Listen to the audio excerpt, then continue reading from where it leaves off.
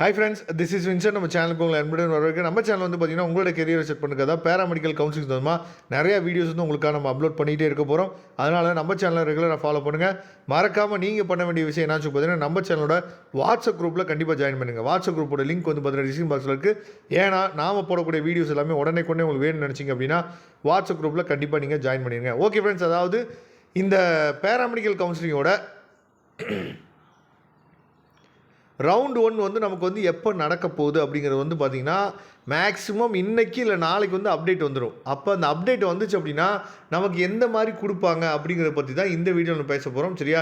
Online counselling வந்து நம்ம எப்படி அட்டன் பண்ணுறது அப்படிங்கிறத பற்றி நம்ம தெளிவாக என்ன பண்ண போகிறோம்னா இந்த வீடியோவில் பேச போகிறோம். அதனால் தயவுசெய்து ஸ்கிப் பண்ணாமல் லாஸ்ட் வரைக்கும் நீங்கள் கேட்டிங்க அப்படின்னா உங்களுக்கு ஈஸியாக புரிஞ்சிடும். சரியா? ஃபஸ்ட்டு நமக்கு என்னென்னா இந்த மாதிரி ரவுண்ட் 1க்கு ஒரு ஷெடியூல் வந்து கொடுத்துருவாங்க. அதாவது registration, payment, choice filling, locking, அதுக்கு ஒரு டேட் வந்து கொடுத்துருவாங்க. அதுக்கப்புறம் ரிசல்ட்டு ரவுண்ட் 1க்கு வந்து பார்த்தீங்கன்னா ரிசல்ட்டு, அதுக்கப்புறம் ப்ரொவிஷனல் அலாட்மெண்ட் ஆர்டர் வந்து நீங்கள் எப்போ டவுன்லோட் பண்ணுறது, காலேஜில் போய் எந்த டேட்டுக்குள்ளே நீங்கள் ரிப்போர்ட் பண்ணுறது. சரியா? அதுக்கப்புறம் எந்த ரேங்க்லேருந்து எந்த ரேங்க் வரைக்கும் நம்ம ரவுண்ட் 1ல் கலந்துக்கலாம். இப்போ லாஸ்ட் இயர் என்ன சொல்லியிருக்காங்க அப்படின்னா ஜிஆர் அப்படின்னா ஜென்ரல் ரேங்க் ஃபஸ்ட் ரேங்க்லேருந்து 24,327 வரைக்கும் நீங்கள் என்ன பண்ணலாம், கலந்துக்கலாம் அப்படின்னு சொல்லியிருக்காங்க.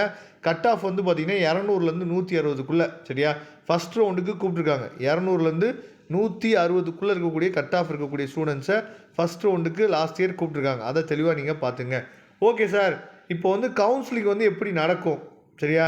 அதாவது இணையதள வழியாக கலந்தாய்வில் பங்கு பெறுபவர்கள் அதற்கான செயல்முறை கட்டணமாக ரூபாய் 250 வங்கிக்கு பணம் செலுத்தும் மூலியமாக என்னச்சு பார்த்தீங்கன்னா, அதாவது 250 ரூபா நம்ம என்ன பண்ணணும், பே பண்ணணும். அது டெபிட் கார்டோ கிரெடிட் கார்டோ இல்லை நெட் பேங்கிங் மூலியமாக நம்ம வந்து பே பண்ணலாம். இது லாஸ்ட் இயர்.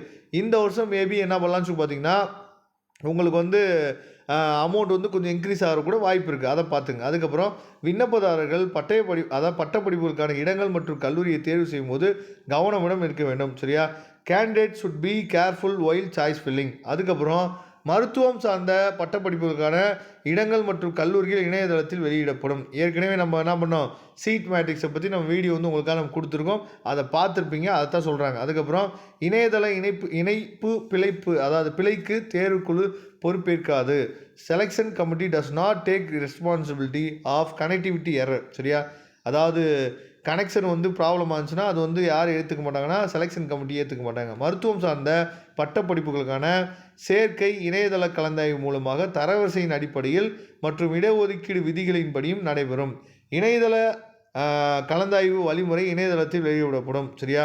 அதே மாதிரி விண்ணப்பதாரர்கள் இணையதள கலந்தாய்வின் போது ஒரு முறை தங்களுடைய விருப்ப கல்லூரிகள் மற்றும் பாடப்பிரிவினை உறுதி செய்து விட்டால், அதாவது சாய்ஸ் லாங் ஒன்ஸ் நீங்கள் பண்ணிட்டீங்க அப்படின்னா அதை மாற்ற முடியாது அப்படின்னு சொல்கிறாங்க. சரியா?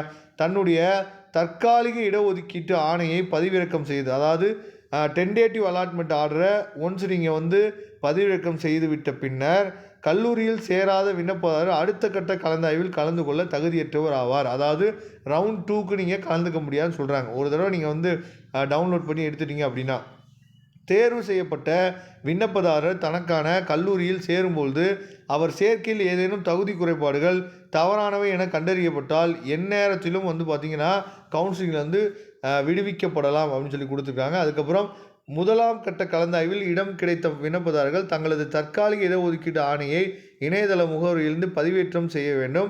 பின்னர் அதில் குறிப்பிட்டுள்ள மருத்துவக் கல்லூரியிலோ அல்லது மருத்துவ நிலையத்திலோ குறிப்பிட்ட நாள் மற்றும் நேரத்துக்குள் சேர வேண்டும் சொல்லியிருக்காங்க. அதுக்கப்புறம் ஒதுக்கீடு பெற்ற விண்ணப்பதாரர்கள் தங்களது அசல் சான்றிதழ் ஒரிஜினல் சர்டிஃபிகேட் எல்லாத்தையும் எடுத்துகிட்டு போய் கல்லூரியில் நீங்கள் கொடுக்கணும்னு சொல்லியிருக்காங்க. அதுக்கப்புறம் குறித்த தேதி மற்றும் நேரத்தில் தேர்ந்தெடுக்கப்பட்ட கல்லூரிக்கு செல்லாவிட்டால் விண்ணப்பதாரருடைய சேர்க்கை எந்தவித முன்னறிவிப்புமின்றி ரத்து செய்யப்படும் சொல்லியிருக்காங்க. சரியா? அதனால் தயவுசெய்து இதை ஃபாலோ பண்ணிக்கங்க. வரக்கூடிய நாட்களில் மேக்ஸிமம் இன்றைக்கி இல்லை நாளைக்கு வந்து நமக்கு இதே மாதிரி இந்த வருஷத்துக்கான கவுன்சிலிங் ஷெடியூல் வந்து நமக்கு வந்துடும். சரியா? இந்த ரூல்ஸ் அண்ட் ரெகுலேஷனை ஃபாலோ பண்ணிங்க. தேங்க்யூ. நம்ம நெக்ஸ்ட் வீடியோவில் பார்க்கலாம்.